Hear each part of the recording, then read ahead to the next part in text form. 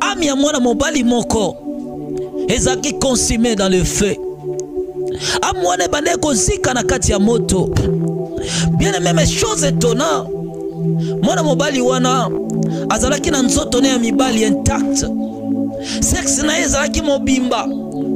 Mais ezalaki na volume moko ya munene et pasuka bankusu bazali kobima partout bien aimé. De milliers de personnes o bazaki entassé na sika wana ba amwana bazaki perdu pour toujours ba amwana bazali kolela.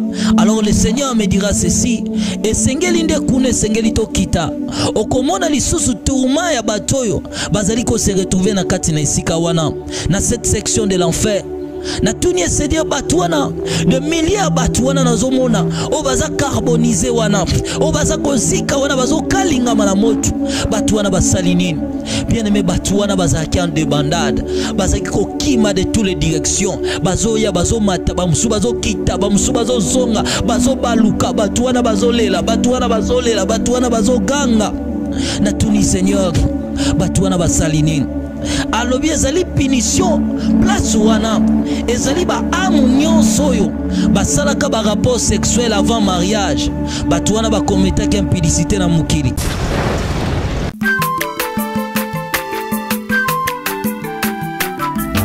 Aza mwana moto te po akosangai abongwani pete po awangana Nzambe ya le Nazarien. Le Nazarien, le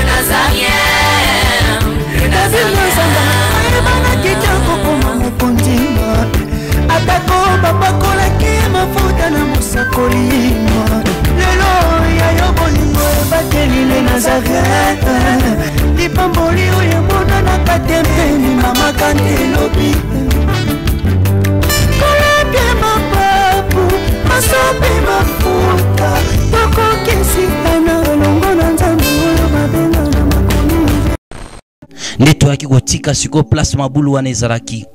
Tobandi kokita na descente. Tangu tobandi kokita na esika wana bien aimé. Ezaki kaka ba sable mouvant wana. Ben secte pire bazo wuta likolo bazo kita. Bazo kota na kata lave wana. Alors biso tobandi kokita.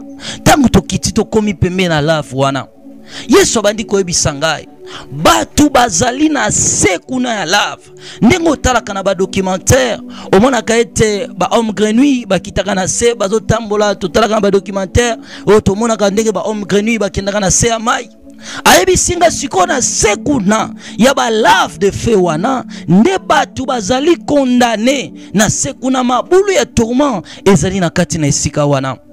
Nde kuna nde sengela kitokita. Alors nous avons pris la direction. Tobande kodinda na kata lave. Tobandi kodinda na kata moto wana. Et plus en plus tobandi kokoma na se. Tobande kokita. Tobandi kokita. Tobandi kokita. Alors bien aimé tu kokoma na se. Tangu tokomi siko na se bien aimé. Na se ya mbodi wana place to dindaki. Na bandi komona mabulu ba klasa en nombre mabulu ekenda boy ekenda ba klasa mais ba kabole yango lokola ba pays ndenge mona kana continent tozaka ba pays ebele ndenge pe wana ba pays kuna ezalaki. Et pas ya ba condamné de songe bakata yango ezali lokola sika moko munene mais ezana limite na yango e kabona siko lokola na ba bim libulu moko ezanga suka e kabola ba place wana ozomona musika mususu Yesu ebisinga kuna eza ba condamné ya ba pensée kuna bata prostitution o tozali ko aborder bien aimé. Mais siko tokomaki na place wana ezalaki réservé na condamnation ya bato nyonso bazali kosala ba rapport sexuel na nzela ya bandoto na bango. Alors le Seigneur me dira des visites au esengela kito sala. J'étais tellement étonné de voir que ces gens-là babungaki à cause des songes. Le Seigneur me dira que les songes ezali réalité spirituelle ya mutu. Identité à mutu makambo yolotaka yango yozali. L'homme n'est pas de son extérieur, mais l'homme est de son intérieur. Job chapitre 8, 32, le verset 8.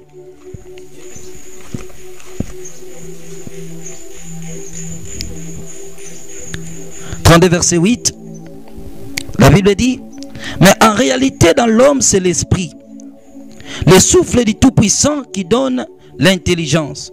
Et 33 verset 14. Dieu parle cependant tantôt d'une manière, tantôt d'une autre, et l'on n'y prend point garde.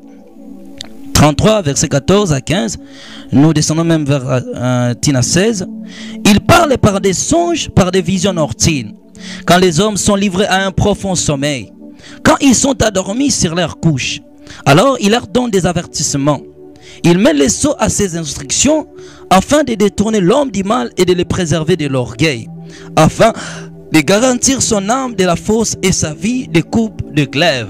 Et en ce moment, bien-aimé, le Seigneur me parlait, il y a batouana, et ça li esika réservé à bateau nyos, ba kometa ki ba rapport sexuel na nzela ya bandoto na bango.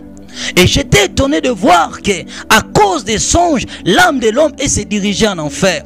Le Seigneur me dit que l'âme souillée n'héritera point mon royaume.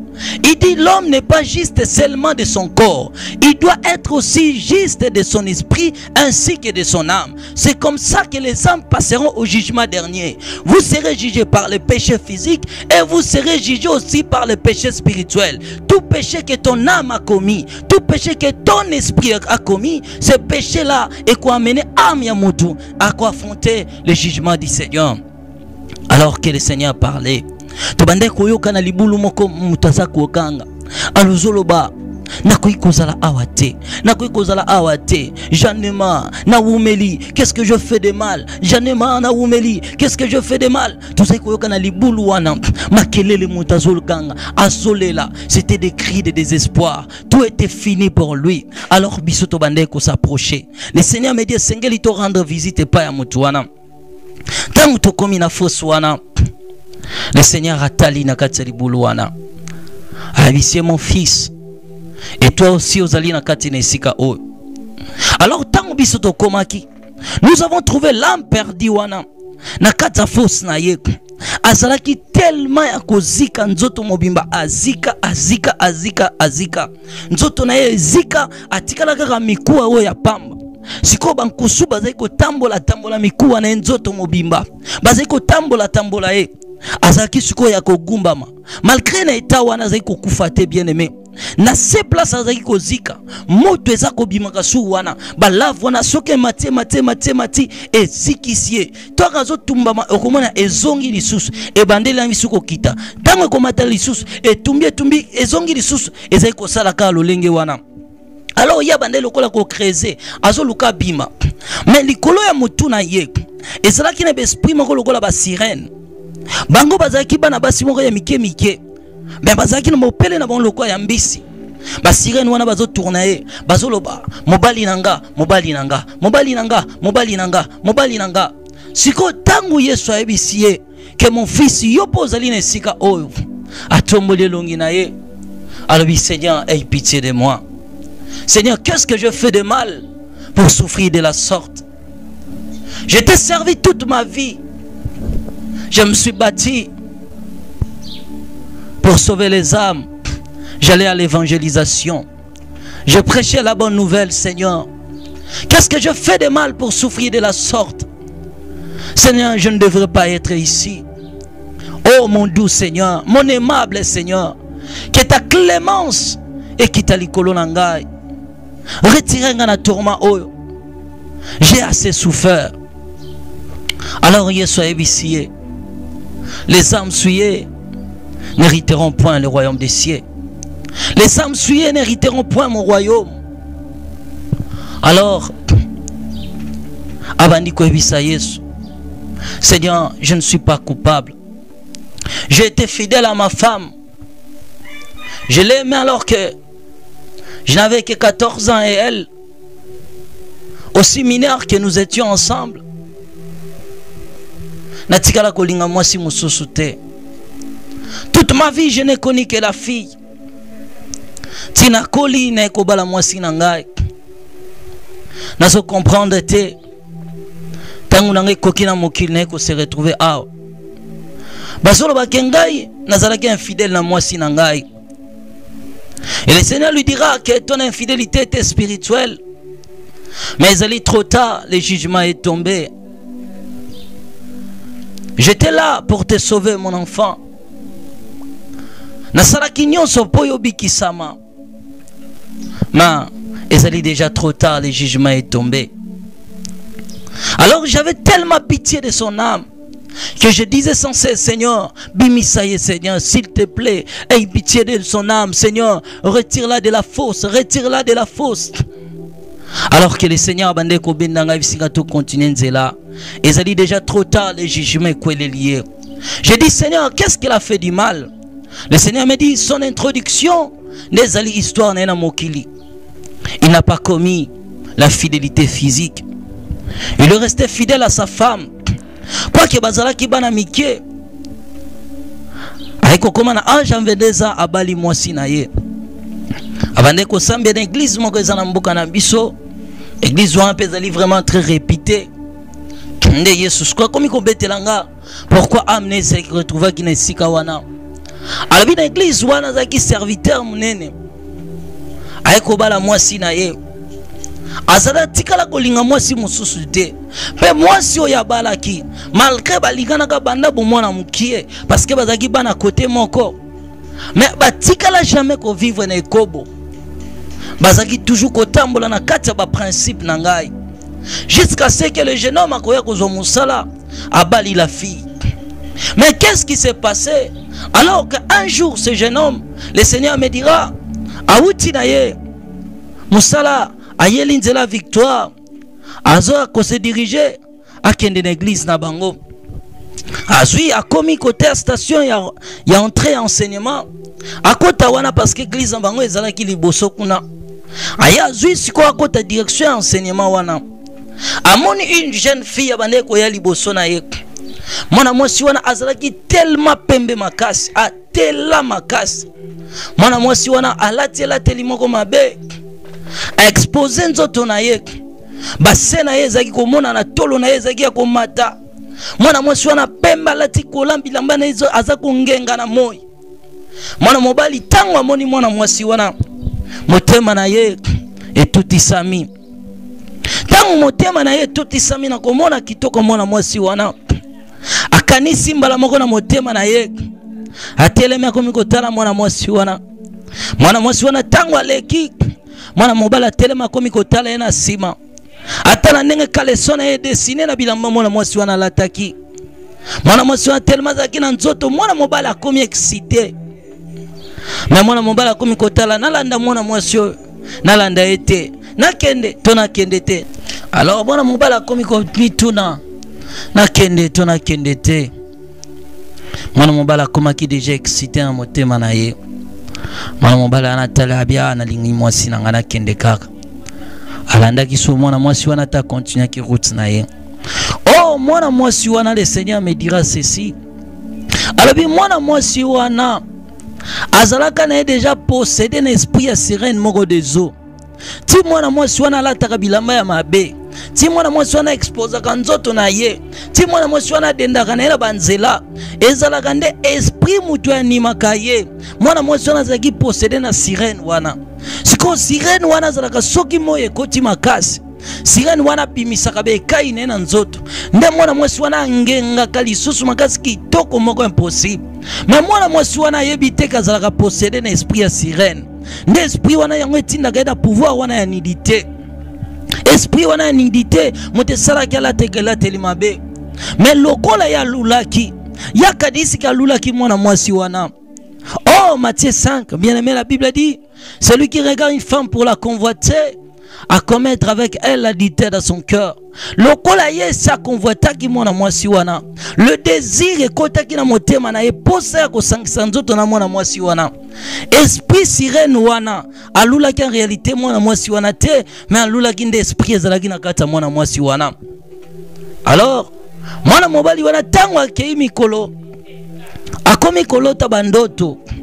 Na bandoto akomi kolota azo sangisa nzoto na mwana mwasi. Akomi kolota bandoto lolenge wana. A décidé akende komona pasteur na bango. Akenda ki na église na bango expliquer bandoto wana. Mais ba pasteur balandeli procédé ya libération ya ba phénomène wana te ya ba femme de nuit. Nde bango bazeka kobondela après un temps esprit wana bande kozonga. Oh, le Seigneur dira, voilà ce qui s'est passé. Lorsque esprit wana alandi mwana mobali wana po akoma femme de nuit na ye akei komona famille ya mwana mobali wana, esprit wana yebisi bango mwana na bino mobali alulaki nga na moi, mwana mobali yebiki alulaki mwana mwasi, nzoka réalité alulaki esprit oyo ezalaki koposede mwana mwasi wana.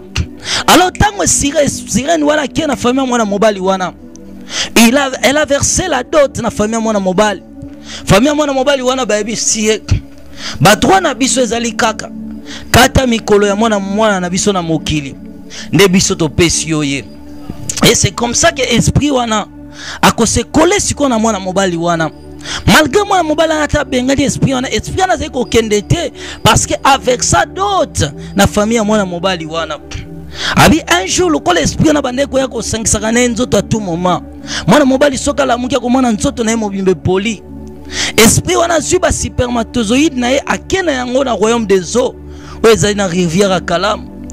Alakisi bendinga na esprit abibotala mwana mobali moko tosili kokushe na ye ifona bota kaka na mwana mobali wana bana akotisa nga bimisi bana baninga ne ba sirène bayoki zuwa balobiseki yazwi mobala kitoko butu moko sirène wana ye lisusu po asangisa na ye nzoto baninga ne pe ba sirène bayesu ba accompagner ye nde yango akoma kolotaka elongi ya bana basi ebele na bandoto. Nde yango ba sirène wana mutu ba entraînaki esprit na ye na perdition, yango wana bazowelela ye na kati ya libulu na ye ya tourment ke mobali na ngai. Alors bien aimé, lorsque le Seigneur m'a dit cela, ces paroles ne dépassent pas Kingai. Je dis Seigneur, ne se comprendre d'un côté. Alors beaucoup de mon peuple ne sont pas délivrés. Na ba phénomène ya ba femme pe ba mari de nuit. Pourquoi? Parce que balandaka procédé à libération na yangote. Alors bien esprit mon côté à koya comme femme, ton mari de nuit na yote, sans que a versé d'autres spirituels na famille na yo. Ndenge libale sala makana moi. Ndenge pe esala makana mokili ya esprit. Esprit wana a versé d'autres na ba sorcier à famille na yo. Et au cause la reconnu femme légitime na ye. To soit à cause la mobali na yo légitime. Parce que il a versé ou elle a versé la dot dans kata famille na yo. Oh, alobi po batu wana oyo bamona ka basangisaka nzoto na batu na bandoto na bango, batu wana si babala na monde spirituel. Mais esengeli ba rompre ba mariage wana. Il m'a parlé pour rompre ce mariage spirituel. Le Seigneur va parler de ce qu'on appelle l'offrande de divorce. Abi cette offrande de divorce nde yango ko servi ko rompre alliance oyo mwanga nzamba ko prononcer divorce spirituel entre yo na esprit wana.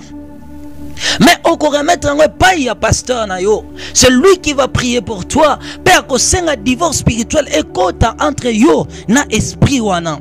Nde na nzela wana batu bakokabwana na mabala wana ya butu, bato ba se retrouvaka na ba rapport sexuel ya bandoto na bango. Alors que le Seigneur m'expliquait cette offrande de divorce, une réalité que dans le physique, Natika n'a jamais koyeba yango. Ah oui, c'est comme ça que mariage wana kozala rompi. C'est comme ça que mutuana akokabwana na ba esprit wana obabala qui est dans le monde spirituel. Il me dit ba femme to ba mari de nuit bazali na ba degré. Premier degré, ce sont des esprits diaboliques. Oyo diable atinda kana mokili po ba ko abiser ba vie ya batu. Deuxième, ce sont des méchants, des sorciers, un homme physique, mais qui en lui azali na pouvoir, il y a sorcellerie. Nde ba ka ko manipuler encore ba âme ya batu dans le spirituel. Et troisième degré encore, ezali ba mauvaise pensée au batu ba mikreaka nde atiraka ba force maléfique par quoi manipuler ba esprit na bango. Alors le Seigneur me dit, à cause de ces songes, de ces pensées perverses, cet homme s'est retrouvé en enfer. On a quitté tout comme une étape oyo tozalaki ko apprendre si ba prison de l'enfer. Na ba prison wana nde tozali kolobela lolenge nini batu ba se retrouver kana esika wana. tolobaki ete enfer ezali na 351 prison de chaque prison ezali sorti ya mabe oyo batu bakometaka na mokili pe condamnation oyo elandaka ba âme na bango après la mort. C'est pourquoi le Seigneur a voulu que par sa grâce amema biso dans l'au-delà tout le monde en réalité wana pour que to informer bato mokili nini et se pasaka après la mort. Nini et c'est pasaka après la mort. Voilà, bien-aimés, avant de continuer, tous allons kotanga na mokanda ya Matthieu chapitre 5, les versets 27 et je descends jusqu'au bas du verset. La Bible dit ceci: vous avez appris qu'il a été dit, tu ne commettras point d'adultère. Mais moi je vous dis que quiconque regarde une femme pour la convoiter a déjà commis un adultère avec elle dans son cœur. Si ton œil droit est pour toi une occasion de chute, arrache-le et jette-le loin de toi, car il est avantageux pour toi qu'un seul de tes membres périsse et que ton corps entier ne soit pas jeté dans la géhenne. Et si ta main droite est pour toi une occasion de chute, coupe-la et jette-les loin de toi, car il est avantageux pour toi qu'un seul de tes membres périsse et que ton corps entier n'aille pas dans la géhenne. Il a été dit que celui qui répudie sa femme lui donne une lettre de divorce. Mais moi, je vous dis que quiconque répudie sa femme, sauf pour cause d'infidélité, expose à devenir adultère, et que celui qui épouse une femme répudiée commet un adultère. Voilà, bien-aimés dans le Seigneur. Mais le verset que nous serons focalisés et que nous allons, le premier verset que vous avez appris qu'il a été dit, tu ne commettras pas d'adultère. Mais moi je vous dis, quiconque regarde une femme pour la convoiter a déjà commis l'adultère dans son cœur avec elle. Bien-aimés, pourquoi nous avons utilisé ces versets? Nous avons utilisé ces versets par rapport aux âmes qui étaient tourmentées en enfer. Tosile komona été na kati ya ba prison ya ba condamné sexuel, to mona ki bato yo ba se retrouva ki na lifelum. À cause ya ba pensée sexuelle ne batuana bazaiko se retrouver na kati ya sikawana ya tourment, bien-aimé.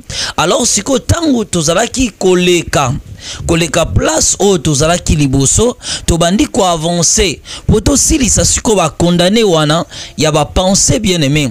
Na ikomona ezalaki na libulu moko place wana na lifelu au milieu ke tozali kotambola na kati ya moto wana koyoka milelo de milliers de personnes oh bazalaki perdu pour toujours bakende ko se retrouver na sika wana. C'était des gens que oyo ngana otoyebaki na mokili, des gens oyo bavivaki pe bazalaki na biso na mokili o, bien-aimé, mais qui nous ont précédés pe bakeki ko se retrouver na kati na sika wana. Alors, bien-aimé, alors qu'on attendait des cris de pleurs des âmes, oh bazaki nakate sika wana ya pasi. Tellement que j'étais tout près du Seigneur, j'avais tellement peur. Nakomona décret à tourment, yaba âme oh bazaki nakate ne sika wana. Alors, bien-aimé, promptement tobande ko se diriger na komona na libulu moko risusu ezalaki place wana. Tangu na ekotala na moni mutu moko azaki dans une azaki na mutu moko ya munene, bien-aimé. Mutu wana ndenge na lobaki na mission uti koleka mutu moko tala munene, mutu wana na niveau moko impossible.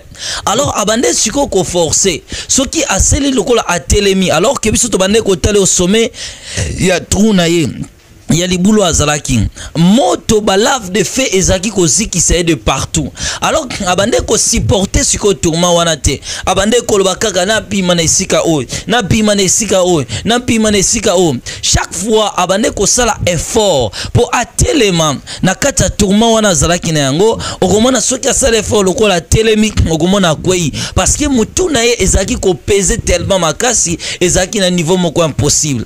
Liboso na ye ezalaki na télévision wana et bande ko réclamer la justice de Dieu, la justice. Alors on a tout dit, Seigneur, qu'est-ce que y a salaki pour se retrouver na état moko macabre, na état moko délabré na kati na sika o, alors que sa grosse tête était tellement pourrie. Alors ba kusu bazaki ko bimaye de partout na mutu wana. Il n'avait pas des yeux comme d'habitude, azalaki kaka na orbite pamba e ban kusu wana bande ko bimaye. Et chaque fois qu'azaki ko telema abande ko kweya, chaque fois que telema abande ko kweya. J'attendais maintenant une voix d'une femme o bande ko banakati ya mutu na ye. Pourquoi mon mari tu m'as trahi? Pourquoi mon mari tu m'as trahi? Pourquoi mon mari tu m'as trahi? Alors on a tout dit Seigneur. Si y a ça qui nini lorsqu'azaki na mokili, a kometa ki nini pour aya ko se retrouver na kati na sika o ya tourment. Le Seigneur Jésus-Christ me dira ceci. Alors ye tango azalaki na mokili. Azalaki na sentiment vraiment makasité tango azali ko kende na mwasi na ye po basala o esali bosangisi ya nzoto na bango kwa ke bazaki ba marié.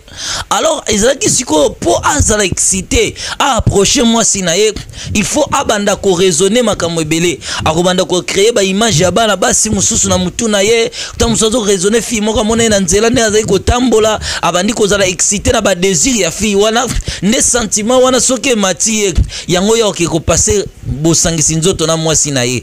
Et chaque fois azali ko sala rapport sexuel na mwasi na ye, ya bande ko kanisa lisusu image ya mwana si mususu tango azo simba mwasi na ye yazo tshana mutu na ye comme si azo simba ne fille mususu pour a trouver sentiment au plaisir ya ko passer boningo na mwasi na ye.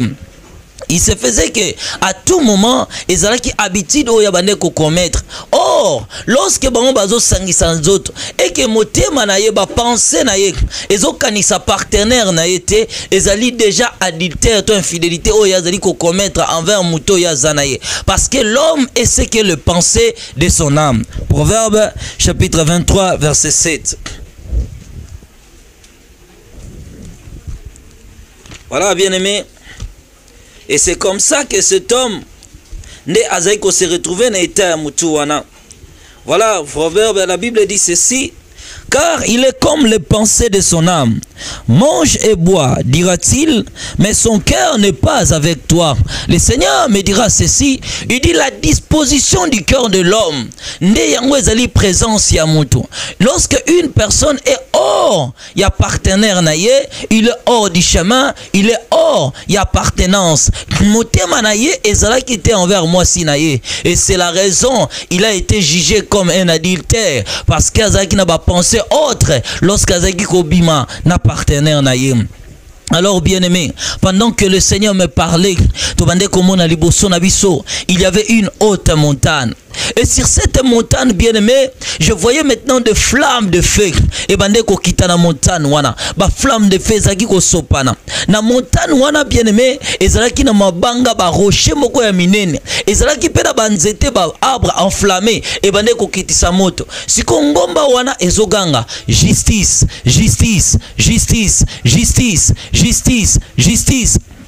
Alors bien aimé, tango tozaki ko observer montagne wana, bien aimé na mona degré ya moto wana ezeko kita. Ndenge tomona ka ba shite de feu na mokili et salaka, ndenge pe place wana ezaki ko salama. Na tango wana siko bien aimé, tango nazo tala ba lave wana.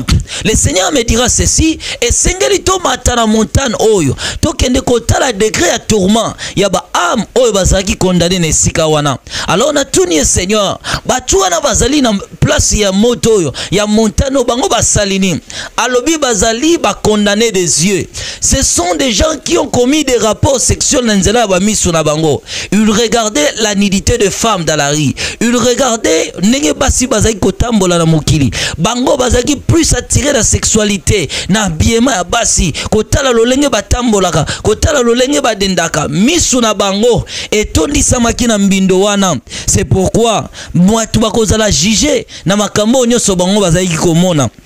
Yebisa peuple nangai ete jugement nangai ezali pe basé na oyo muto azali komona na oyo muto azali kokanisa na oyo muto azali kosala.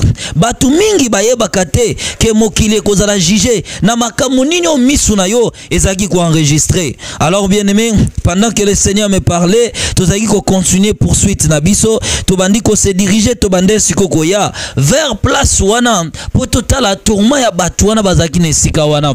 Alors bien aimé, tobandiko ya voilà tant tobandiko poussana. Le Seigneur me parlait enga nazai kotala. Je regardais le tourment de ces âmes. Nazai kotala lo lenge batuana bazai kolela. Nous lisons la Bible dans le livre de Job, chapitre 11, le verset 20. Mais les yeux des méchants seront consumés. Pour un point de refuge, la mort, voilà leur espérance. Là, bien aimé, vous lisez Job chapitre 11, le verset 20. La Bible dit que miso ya bato mabe ekozika moto. Na tangu wana le Seigneur me dit, batu wana bazali chargé na makambo bazali kotala na ba miso na bango. Ils convoitaient les femmes, ils convoitaient la nudité des autres. C'est la raison que bazali na kati nesika oyo. Et bien aimé, c'est comme ça maintenant que tokobanda kopusana. Tangu tobandi koya bien aimé, tobandi komona na tobandi ko avancer na place wana ya montagne, tobandi ko ya place wana to moni amoko azalaki likolo ya libanga moko, ba demo moko bakangi amwana boy, bazwi mutu na ye, ba fini ngo na libanga wana, babande siko ko arracher miso, bazo pikole miso wana, bazo pikole miso, bazo longole miso, bazo longole miso, bazo longole miso, azaki kolela, azaki ko sengo secours, azo supplier la miséricorde de Dieu. Mais bien aimé, ezaki déjà trop tard. Des mots wana zaki koniataye, soki azui lo kolonaye a fini mutu wana, abandi ko panzaye miso, abandi ko panzaye miso, abandi ko panzaye miso. Alors on a tout ni Seigneur, nini oya salaki tango azalaki na mokili. Le Seigneur me dira maintenant, alors chaque fois azalaki kolanda ba série ya ba novelas, kotala ka ba série oyo basi bazali ko s'embrasser na mibali. Tangu nyonso soki avandi na ndaku na ye akocha ba série wana. Ndenga zeko tala ba série wana komona mikongo ya basi mususu, komona basi mususu na ba sous-vêtements, kolanda ba série basi bazali ko s'exposer, basi bazali ko tamona ba sous-vêtements bana mibali, bazo leka na ba télévision na ba cycliste. Ndenge misu na bande ko tala biloko wana, motema na ezaki ko briller na kati na ye, azalaki ko zala pousser na ba désir autre.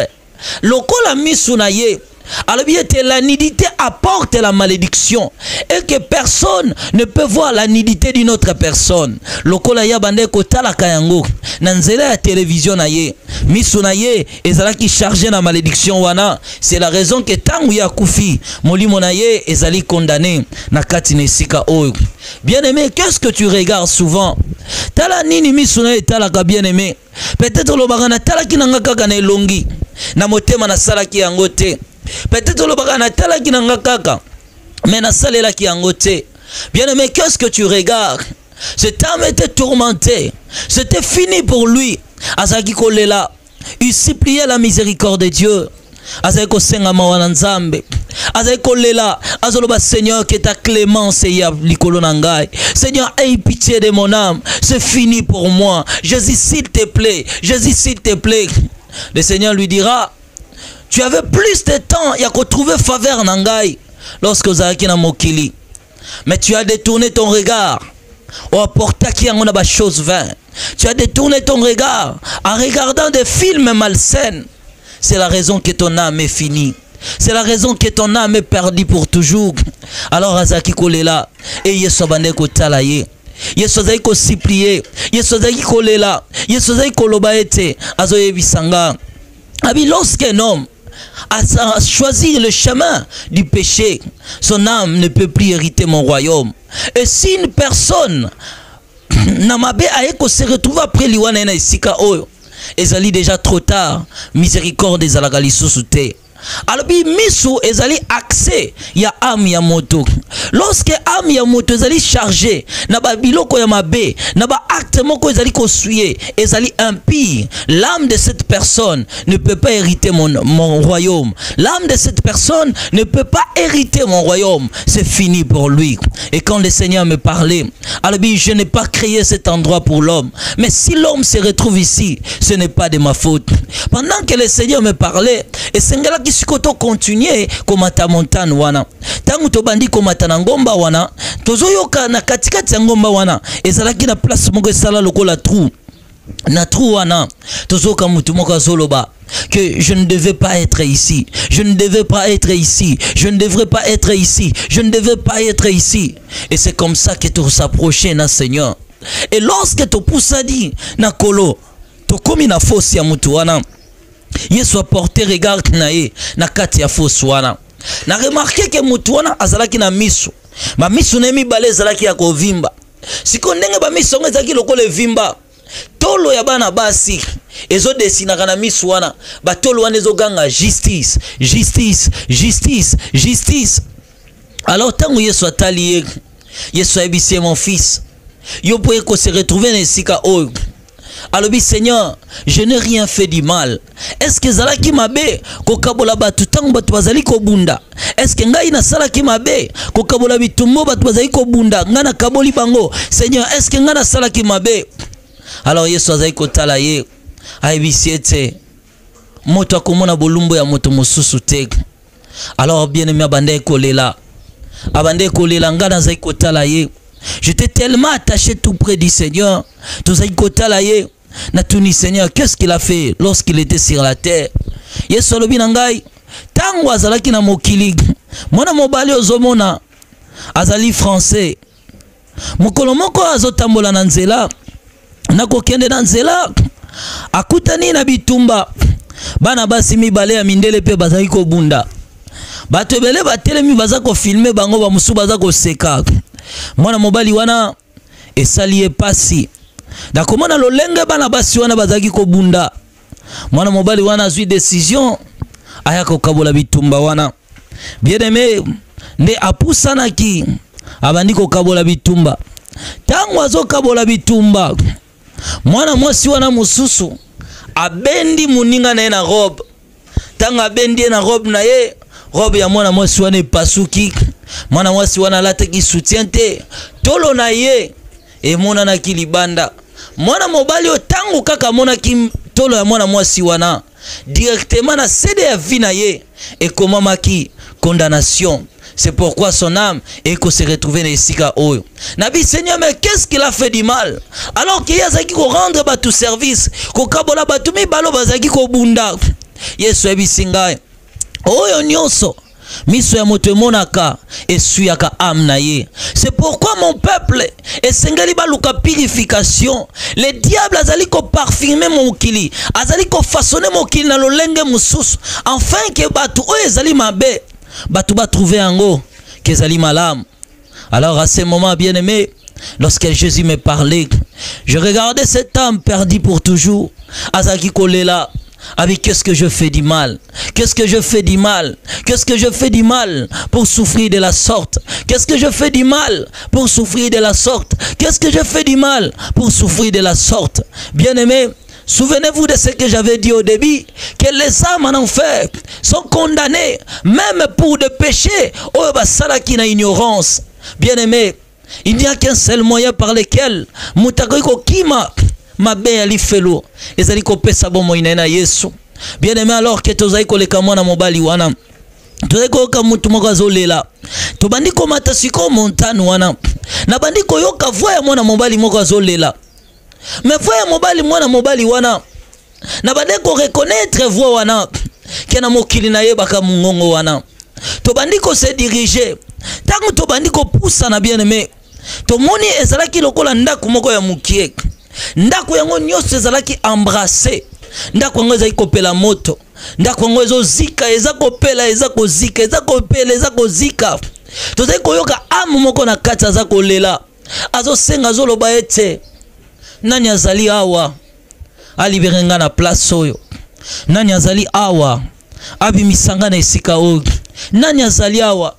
Lorsque nayoki voix wana na ko reconnaître mungongo wana, je dis Seigneur, la voix que j'attends, c'est la voix de mon ami. Azalaki amina ngai mungongo muto naza koyoka. Alobi ete natuni Seigneur, mais nini ya sali pour ko souffrir de la sorte? Alobi ete camarade na yo fio bazaki ko vivre na ye. Mwana mobali wana camarade no mwana mwasi wana bazaki ko vivre na ye. Ezalaki ete soki bakomi na pokwa na ngonga ya 21h 22h nyonso kaka mwasi alingala la mobali alingala la pana bango okomona babandi kosola na telefone ndenge bilenge lelo basalaka abandi kosola na ya shekolali shekoza boye. Okomona mwana mobali ayebisi mwana mwasi kanga photo ya bolumbu na otindela ngai natala o sheri na mona olisunde ngo zalaka. Mwana mwasi akokota na douche azua pareil na ya kangi photo ya bolumbu na ye. Mwana mobali pe ya kokanga ye pe na tourna ko senga ye pe tindela nga ya yo. Mwana mobali ye pa kokota kangi bolumbu na ye atindeli mwana mwasi wana. Lokola bazaki ko partager nidité na bango azali komona bolumbu ya mwana mwasi wana. Or na Deutéronome Bible elobi moto moko te bakoki ko découvrir mwana mwasi moko te bakoki ko découvrir nudité na ndako ba parents na ye et que mutu moko te ko sala ba rapport sexuel avant le mariage lokola ya bande komona bolumbu wana na ndako ba parents na ye azaki ko attirer malédiction likola ndako ba parents na ye yango pourquoi image ya prison na ye apparaître sous forme ya ndako ba parents na ye pour dire qu'il a souillé la maison de ses parents et c'est pourquoi son âme est condamnée ici en enfer.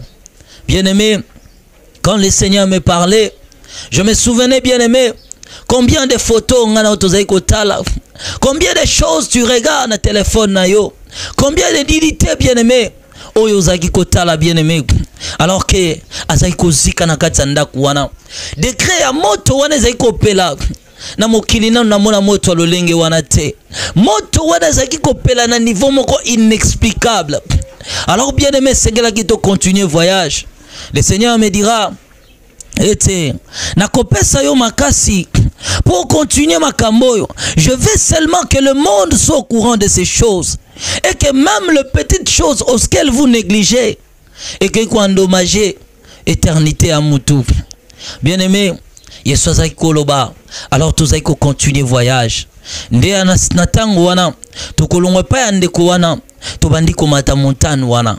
Ndenge totaki komata bien aimé. Je voyais le tourment ya ba arme belé. Ba onion so ba kenda ki na esika wana à cause ya nudité bien aimé. Tangu tobandi komata bien aimé. Na kopusa na biso na montagne. Na moni mutu moko zaiko zika na montagne wana basala ki forme lokola ya trou. Ba sopi lokola mai ya moto. Mai wana ya moto eza kotoka. Eza ko dégager vapeur moko. O na mokili na nutomona te. Na moni esprit moko ya âme moko babuaka na kati wana. Azozika azolela abima. Ndenge siko mai ya moto etumbaka mutu. Ye etumba ye longole ba posonio soit comme jaune. Mais malgré ta wana bien aimé, azaki ko kufate. Na tuni Seigneur, ya salini ni tango azaki na mokili. Le Seigneur me dira ceci, lorsque azaki na mokili, azalaka na habitude na ba camarade na ye, lokwa lopango na bango ezalaka na douche. Alors portail ya douche wana ezaki kotika la moi espace muke. Siko soki mutazo sokola, yo telemi na coin. Soki mutu wana pousse ni mo muke, yo komona sous forme une grande partie en nzoto na ye. Alors ezaki na jeune fille moko na lopango na bango. Mwana mwasi wana azaki tellement kitoko makasi. Azaki tellement pembe makasi. Mais tellement mwana mwasi wana azaki fier. Mwana mobali wana yazaki kozela soki mwana mwasi wana keko sokola. Ya eko telema na coin akengela ka mwana mwasi wana.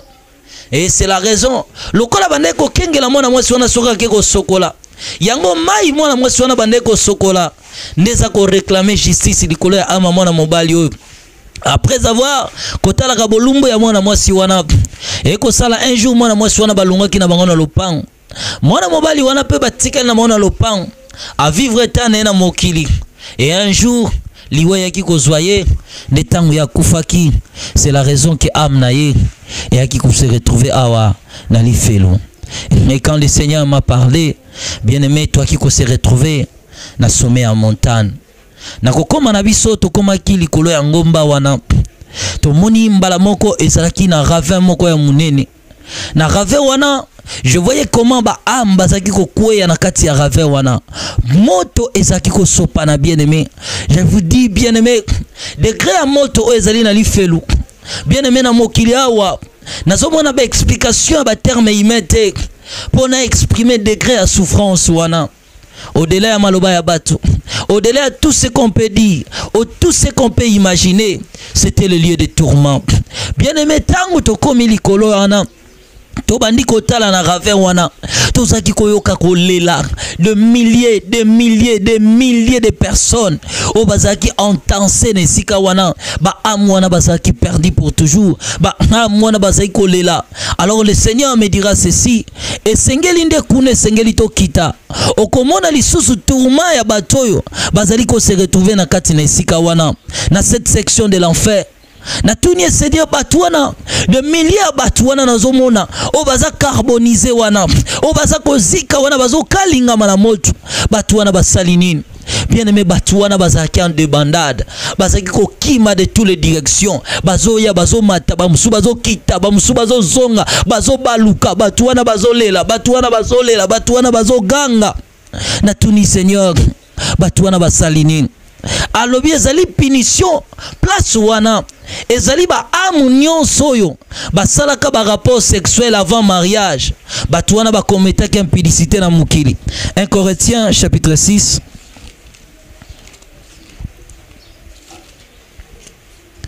Voilà, bien-aimés, nous lisons la parole de Dieu. Mais vous, 1 Corinthiens chapitre 6, le verset 7, je descends jusqu'au bas du verset. C'est déjà certes un défaut chez vous qui est d'avoir des procès les uns avec les autres.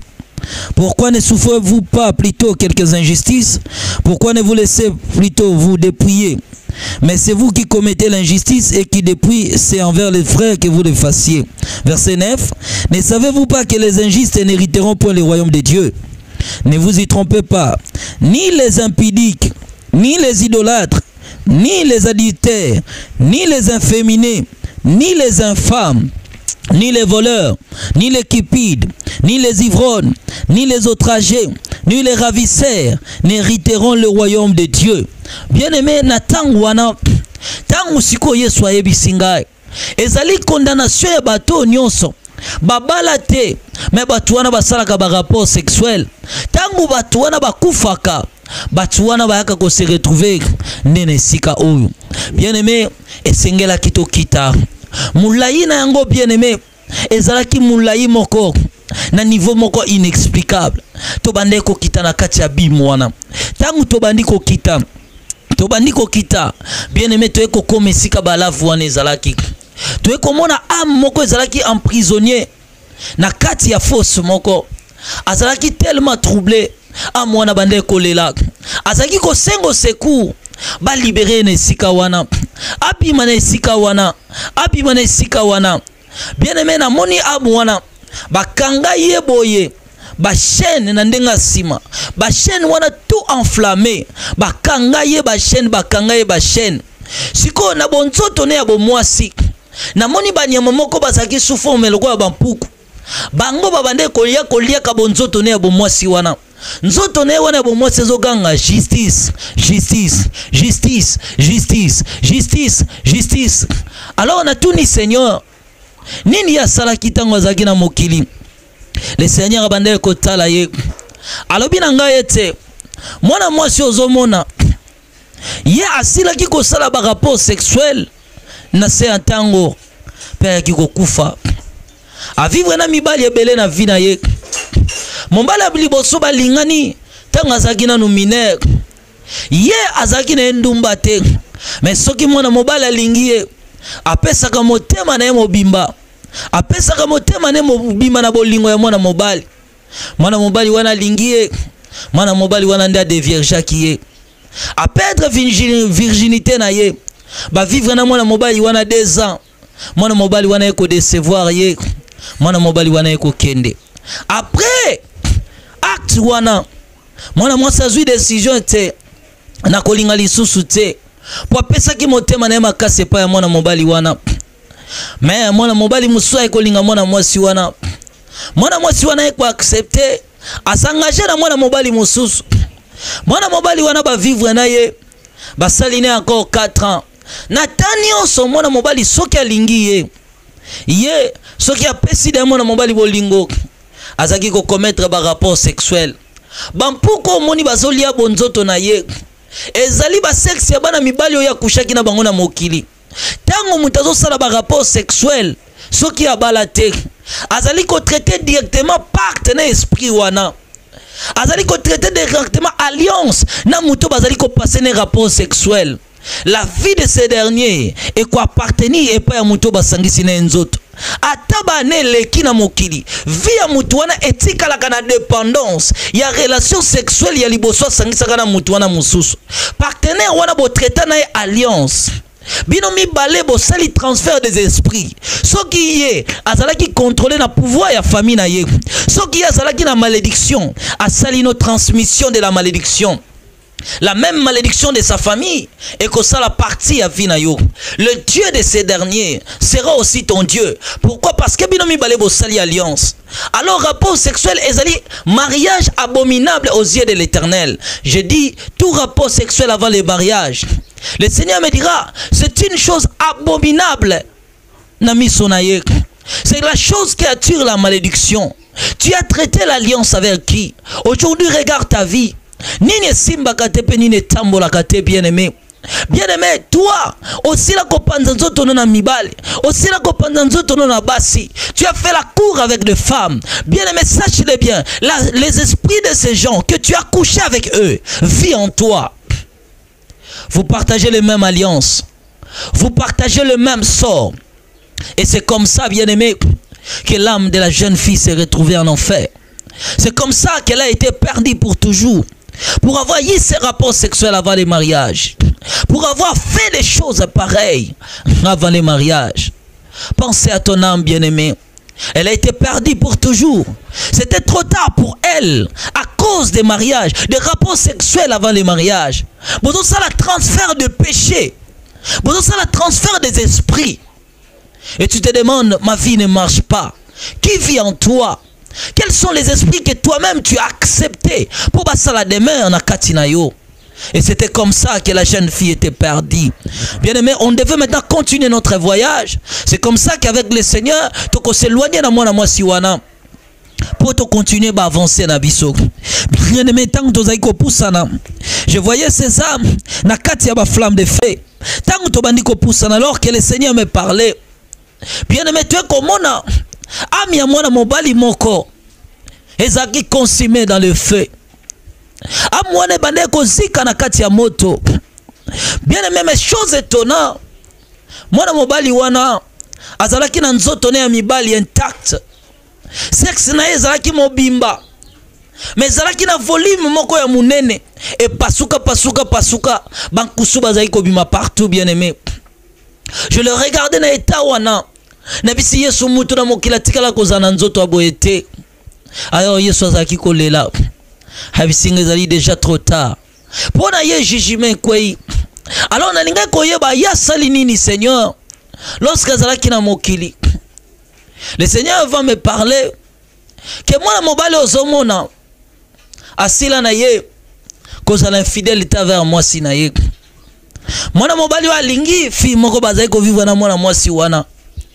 Na ko vivre na jeune fille wana bazali ko vivre na bango na ba rapport sexuel po bazaki na ba objectif na bango ya mariage.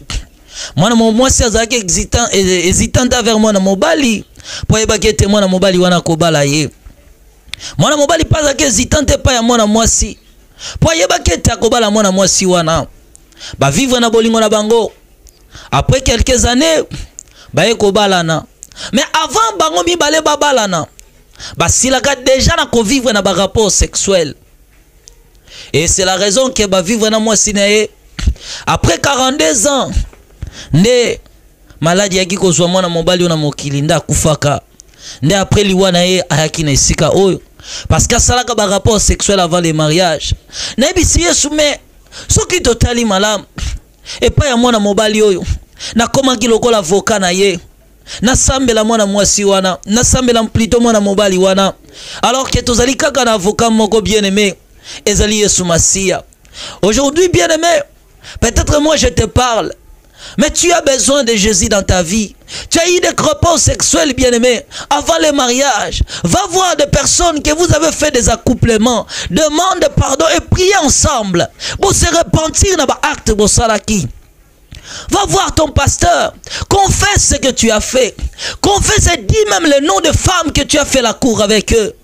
C'est ta vie qui dépend, bien-aimé. C'est ta vie qui ne doit dépendre.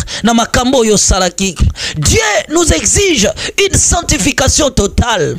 Bien-aimé, 5 minutes de plaisir pour une perdition éternelle. Pense à ton éternité. Où passeras-tu ton éternité? Après la mort, tu seras où? Après la mort, tu seras où? Regarde-moi dans mon bali état à tourment. Le Seigneur me dit que à Bali, le même femme. Mais ils ont eu des rapports sexuels avant le mariage. C'est la même femme qu'elle a épousée. Pourquoi qu'on se retrouve dans les Sikao? le Seigneur me dira, ete libala elimbisaka masumu te, c'est le sang de Jésus-Christ n'est capable de limbisa mabe. C'est le sang de Jésus-Christ n'est capable de kosokola mbindo nyoso mutasali na mokili. Bien aimé, je vais te lire un verset de l'espoir dans le livre de Romains chapitre 8. La Bible dit ceci: il n'y a donc maintenant aucune condamnation pour ceux qui sont en Jésus-Christ. Tu as besoin de Jésus, bien-aimé. Tu es en Christ. Mais pense les actes que tu as fait. Il y a des choses qui sont collées encore dans salina yo. Il y a encore des choses où ils allaient s'attacher à l'éternité que tu dois te débarrasser. Tu dis peut-être que je me suis repenti. Bien, bien-aimé, tu as bien dit. On dit bien, est-ce que ma belle yo salo confessa yango? Ma rapport sexuel yo sala va le mariage. O tubela kenga na sala kaboye. Bien-aimé, to mesana soko sali mabena mokili. Okoki mambango epa pasteur. Weko senga bolimbisi. Pasteur bonde la pona nzamba limbisa ngai. Ozoka sonia mabe yo sala ke pa ya batu wana. Bien-aimé, zonga pa ya batu wana. Zonga pa ya basio yo bimana bango. Zonga pa ya mibali yo sala na bango. Bien-aimé, kende ko senga pardon. Bo sambe l'ensemble, bo kat alliance. Oh binomi bale bo treta. Bo sambe la bo kat alliance. Oh binomi bale bo signa, bien-aimé. Regarde l'âme de cet homme. Le Seigneur dira à cause de ces rapports sexuels avant le mariage. Bien-aimé, ndazala qui n'était à péni wana. Na décret à tourment wana, bien-aimé. On devait continuer aussi notre voyage. Et c'est comme ça que toko s'éloigner na fosse naye. Tangu toko longa na fosse naye, bien-aimé. Na fosse landi, bien-aimé. Tokuti amoko bazeko kalinga na mafuta. Azaiko zika de partout azakolela. Na tuni Seigneur, qu'est-ce que lui aussi il a fait lorsqu'il était sur la terre? Le Seigneur me dira était leki ya camarade leki na moi si aki ko luka leki na ndako yazaki ko convoita ka camarade leki na wana mukolo wana sali ke jeune fille wana ko luka leki na ye leki na zala kite ndenge leki na zala kita beti porte ye abengi jeune fille wana kota nzoka mona mobile azaki tellement ko tungisa mana posa ya nzoto tangu leki ya camarade ne ya leki kama camarade leki na koti bavandi babandi ko solola abandi ko sala ba avancer pa ya jeune fille wana la jeune fille ya ko ebisa ya ngai nazwa ko lokola ya na ngai po eteleki na yo za camarade na ngai ngana to ko lingana te abondeli jeune fille wana boy ndenge jeune fille wana boyaki abise problème te ozale kinanga to bosa na makambo yo abise na servi au secret. Mwana mwasi wana boya lobite ya na moi nazo kende lokola zate na koya sima. La jeune fille abane ko se sentir kaza na insécurité. Abise tete zela kaka na peso sikromela. Pardon patiente kaka na peso eza problème te. Oya ka dia kota la biso zoka vers bosana de makambo eleki na linga ko mela to solo makambo suto bosana. Jeune fille insistance ya wana ndandi mai ko vanda. Na kozela ya koti pozo secret. Loko la porte ezaki na ndenge ya sima ya chambre. Mwana mobala akoti na couloir. Ake na cuisine azui secret. Alongoli bilamba atikalini. Mwana mwasi avandi. Mbala moko ya ye. Aibisie. Nazana kado mona ingi na pesa yo. Abaluki mbala moko liboso jeune fille wanani. Amateli likola mankola vandeli ye. Aibisie petite sœur nanga nazo kokate. Nazala posa to bimaka na yo. Jeune fille à l'hôpital nga na niveau na komi tala ndenge nga na tikali. Pardon sepeli sangai. Sepeli sangai. Mwana mwasi wana zo boya. Alobi ya ko sala ngai boete. Na considération nga na pesa kayo. Ya ko sala boete pardon. Tangu babandi mwana mobala zoli nga insister. Na porte ya ndako na bangomba moko yoki sapatu babeti bububu. Papa na bango pa bimaki ndenge papa na bango zoya ndenge tozalaka toujours mwana mobali soka komi to betaka mwa sapato liboso porte pour la mabele tango ayoki bongo ndakimi mbango azongi na kata chambre jeune fille wana tikalaki na kiti atelemi mbala moko azobima na ye papa na bango tuno zobima na kolela boye pona nini Abite papa na ikoluka camarade nanga azalaki te. Abombi makambo ya yawa na saliye. Abite na ikoluka camarade nanga azalaki te papa. Na pese sango moko aliwa nde yango wana nakutani kana ya na kena ngai. Nde atikala même kokushe na mwana mwasi wana te. Mais puisque longola kabilamba na ye na kokende koluka ba avancer pa ya mwana mwasi wana. C'est la raison que âme ezali torturé de la sorte. Bien-aimé, et c'est comme ça qu'il a été perdu pour toujours.